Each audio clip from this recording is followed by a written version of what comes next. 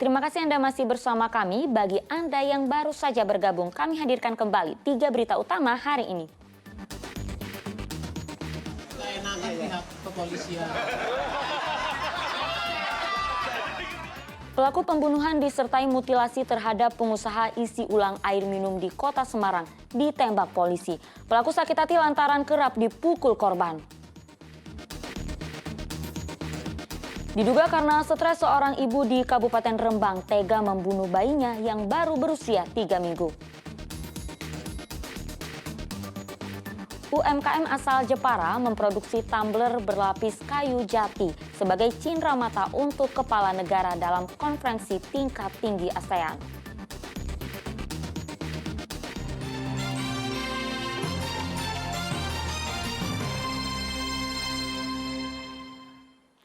Ya, eksekusi rumah dan tanah terdampak proyek tol Solo Jogja di Kabupaten Klaten diwarnai adu mulut. Pemilik rumah menolak jalannya eksekusi karena dinilai putusan pengadilan belum lengkap.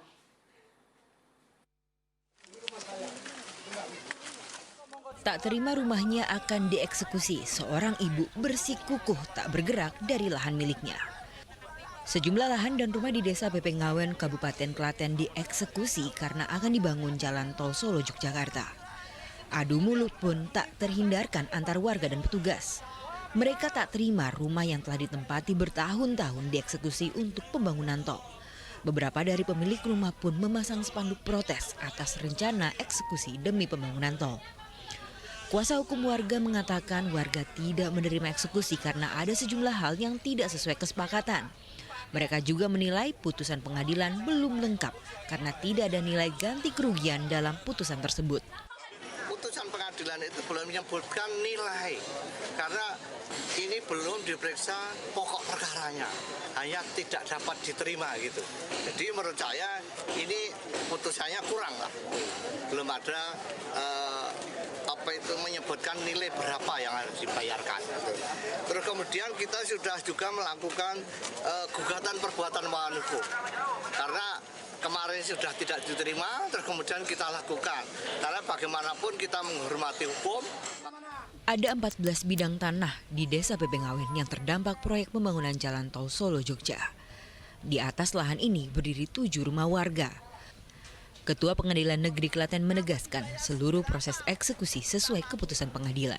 Proses hukum itu untuk penitipan uang konsinyasi sudah sampai tahap akhir. Semuanya upaya hukum sudah dilaksanakan dan sudah inkrah, sudah mempunyai kekuatan hukum yang tetap. Kita prosedur hukum sudah kita jalani. Jadi untuk alasan untuk mengajukan gugatan, kita pengadilan negeri tidak berwenang atau tidak boleh untuk menolak perkara. Kita persilahkan, mau mengajukan gugatan silahkan. Meski ditolak, proses eksekusi rumah dan lahan terus berjalan. Total ada 17 bidang lahan yang dieksekusi PN Klaten untuk pembangunan tol Solo Jogja. Lahan tersebar di Desa Pepe, Manjungan, Kahuman, dan Kunjen. Krisna Agung melaporkan dari Kabupaten Klaten.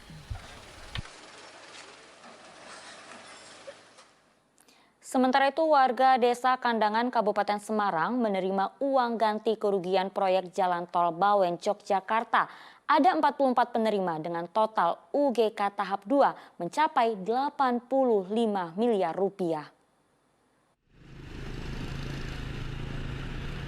Ada 44 penerima uang ganti kerugian atas proyek jalan tol Bawen Yogyakarta di Desa Kandangan, Kecamatan Bawen, Kabupaten Semarang.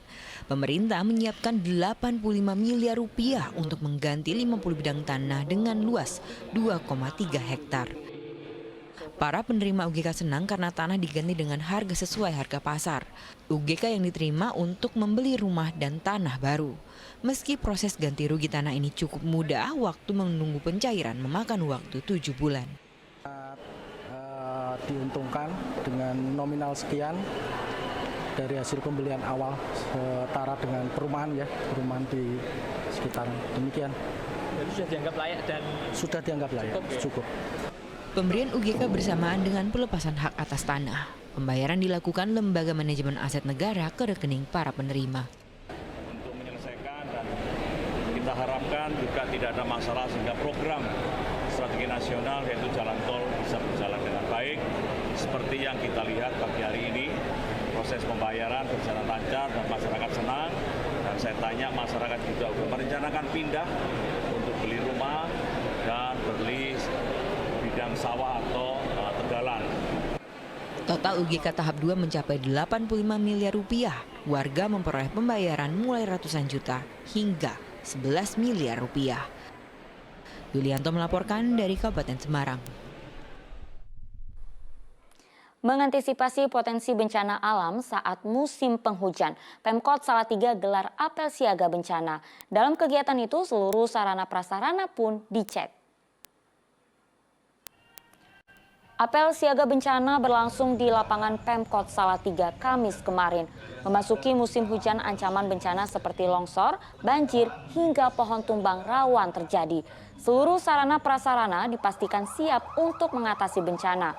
Petugas pun berupaya mengidentifikasi, menganalisis, dan mengambil tindakan pencegahan dan mitigasi bencana sehingga mengurai risiko bencana.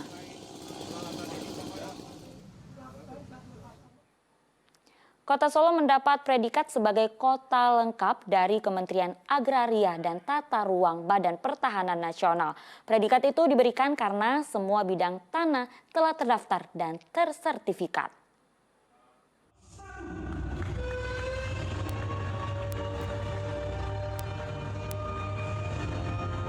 Bunyi sirina menandai peluncuran Kota Solo sebagai kota lengkap. Peluncuran yang digelar di Balai Kota Solo Rabu lalu juga dihadiri Gubernur Jawa Tengah Ganjar Pranowo. Menteri ATR atau Kepala BPN juga menyerahkan sertifikat kepemilikan aset pemerintah kepada Wali Kota dan Kapolres Solo. Predikat kota lengkap disematkan karena semua bidang tanah di Solo telah terdaftar, terpetakan, dan bersertifikat, sehingga tidak ada bidang tanah yang tumpang tindih. Diketahui, Kota Solo menjadi kota lengkap kelima setelah Denpasar, Madiun, Bontang, dan Tegal. Gubernur Jawa Tengah mengapresiasi predikat yang diraih Kota Solo. Ia berharap hal ini bisa menjadi contoh bagi daerah-daerah lain di Jawa Tengah. Kota-kota yang lain saya kira bisa dijadikan contoh, tadi saya sampaikan kepada Pak Menteri, ya kayaknya kalau kota bisa cepat. Kalau kabupaten kan kadang-kadang memang luas ya untuk pendataan. Ya mudah-mudahan nanti makin manfaat karena seluruh akses pendataan terkait dengan tanah menjadi sangat bisa mendapatkan manfaat. Apakah itu untuk kredit, untuk usaha, untuk investasi yang lebih gede lagi tadi ya. Dan memastikan bahwa apa yang dimiliki itu benar gitu. Kementerian Agraria dan Tata Ruang, Badan Pertanahan Nasional sendiri menargetkan 126 juta sertifikat tanah dapat diterbitkan dan selesai pada tahun 2025. Dengan mendata seluruh bidang tanah di suatu wilayah bisa bermanfaat untuk investasi hingga usaha rakyat. Heri Prasetya melaporkan dari Kota Solo.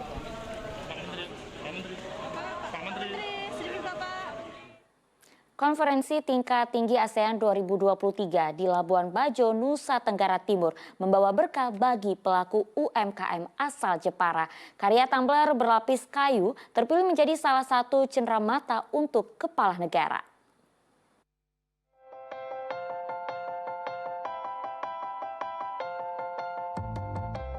Wah, mewah dan keren ya tumbler kayu ini. Tempat minum berlapis kayu jati ini spesial karena terukir tulisan ASEAN Indonesia 2023 dengan gambar pantai Labuan Bajo serta ukiran tenun motif Flores. Tempat minum berlapis kayu jati ini spesial karena terukir tulisan ASEAN Indonesia 2023 dengan gambar pantai Labuan Bajo serta ukiran tenun motif Flores. Tumbler juga dilengkapi tali pengikat berbahan kulit dan dibungkus dengan kain tenun troso Jepara sehingga terkesan mewah. Desain tumbler dibuat unik karena jadi cenderamata untuk kepala negara dan delegasi dalam konferensi tingkat tinggi ASEAN 2023 di Labuan Bajo, Nusa Tenggara Timur. Pembuatan tumbler melibatkan 20 pekerja dan komunitas ibu rumah tangga yang terdampak pandemi COVID-19. Kurang lebih di 22 tenaga kerja. Itu dari apa aja? Mulai dari produksi, kemudian finishing, packing, sampai ke grafir logonya. Kita ada beberapa empowerment orang-orang ya, jadi nggak semua kita kerjakan sendiri atau karyawan inti, tapi beberapa kita libatkan dari beberapa komunitas. Dalam pesanan 800 tumbler untuk KTT ASEAN ini, Danang meraup pendapatan hingga 200 juta rupiah. Sebagai tuan rumah dalam penyelenggaraan pertemuan antar kepala negara, pemerintah berusaha meningkatkan ekonomi masyarakat, diantaranya dengan melibatkan pelaku UMKM. Arif Nur melaporkan dari Jepara.